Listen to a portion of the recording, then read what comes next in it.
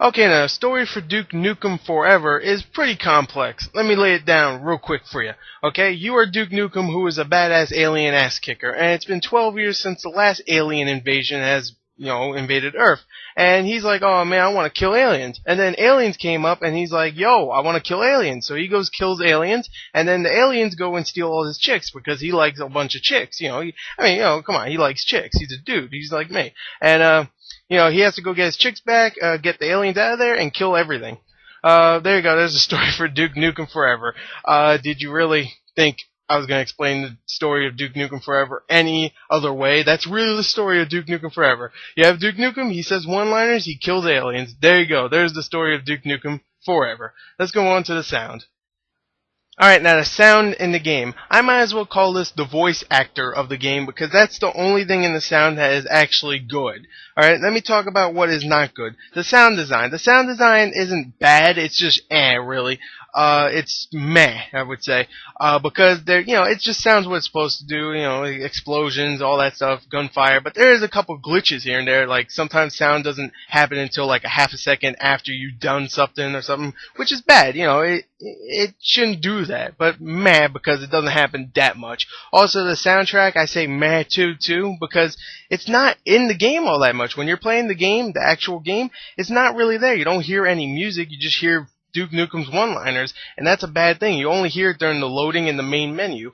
But the one thing that saves the sound is the voice actor in the game, John St. John, who again voices Duke Nukem in the game, and I think he is a badass. I think he should play Duke Nukem when the movie comes, if a live-action movie comes out, even though he's like 50 and overweight.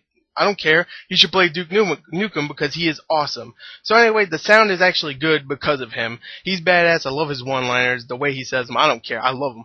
Anyway, there you go. There's the sound. Let's go on to the graphics. Alright, now the graphics for Duke Nukem Forever are outdated. I will say it right there, but I do not think they look terrible at all. There is some good in the graphics. I will say that. Some of the character models look good. Mostly Dukes and the aliens all look good. Some of the girls in the game, because there is a lot of girls in the game, do look a little weird. Some of them are very skinny looking. They just look very strange. Some of the little effects here and there don't look that great, but some of them look okay. Some of the explosions look nice.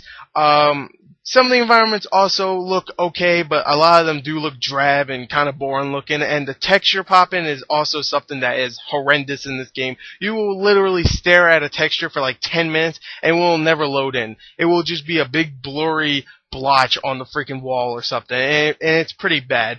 But besides the texture popping, everything else is either decent or really. It's like decent or really. So overall, I would say it's more an It's not terrible, it's I don't know, it's decent, whatever, screw it. Let's go on to the gameplay. Alright, now the gameplay for Duke Nukem Forever. I have been waiting for this game for so long because I am a huge fan of Duke Nukem, and many critics have been saying this game is terrible, don't play it, it is a very big disappointment, and I gotta say it right here, I had a load of fun with this game. Sure, it is outdated, sure the gameplay isn't that great, and there's a lot of stuff that is not surprising in the game, but it is a Duke Nukem game, and I did enjoy it.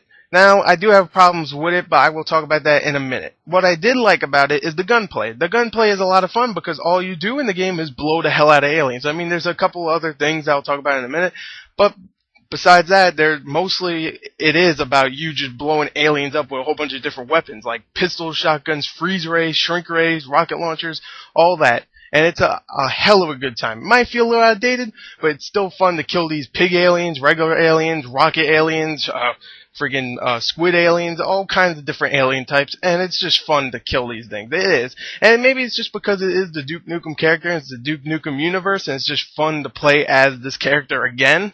But I don't know. I think it's a lot of fun. The gunplay is definitely entertaining. Okay, besides the gunplay in the game, you also have puzzles, platforming, and driving sequences in the game, and I have to admit, the driving sequences and the platforming aren't that great in the game. Platforming is actually kind of fun in the beginning, but then later on in the game, it kind of gets a little boring because it's all the same kind of stuff. You're small Duke in these parts, so you have to jump on really small things that are just big compared to you because you're actually really, really small. So you're like jumping on hamburger buns and stuff. And that's really cool in the beginning. Kind of gets boring later on because it's all like you just jumping on stuff. So, I mean, I just want to kill stuff. I don't want to jump on stuff. The driving sequences, the controls aren't that great for the cars that you drive. So that's the reason why I didn't really care for those all that much. And also they went on a little bit too long. But I actually did really enjoy the puzzles in the game. They're not challenging at the least bit, but they're actually really, really entertaining to do, and actually somewhat clever. I say that as in they're not challenging, but it's just clever things they do for puzzles. You also have multiplayer in the game, which I have to admit was a lot of fun. The thing is that the multiplayer isn't something that you'll come back to after maybe 2 or 3 weeks, really. It's not really something that will stick with you, and out of all the games that are out right now that is heavily multiplayer based, I don't think you'll come back to this after maybe a week or 2, but it is fun for what it is. After you're done with the single player, if you like the gameplay that much like I do, then you might want to go and play the multiplayer for a little while. It's pretty fun, I have to admit. So anyway, there is my review for Duke Nukem Forever. I really enjoyed this game. I know many people won't. There is a lot of flaws with the game, but for a Duke Nukem game, it is a decent one. It's not the best Duke Nukem game, but it is a decent one, and it's not as bad as many critics have been saying. It is outdated, sure, but it's still fun. There you go. There's my review for Duke Nukem Forever. Hopefully you enjoyed it. Thank you and goodbye.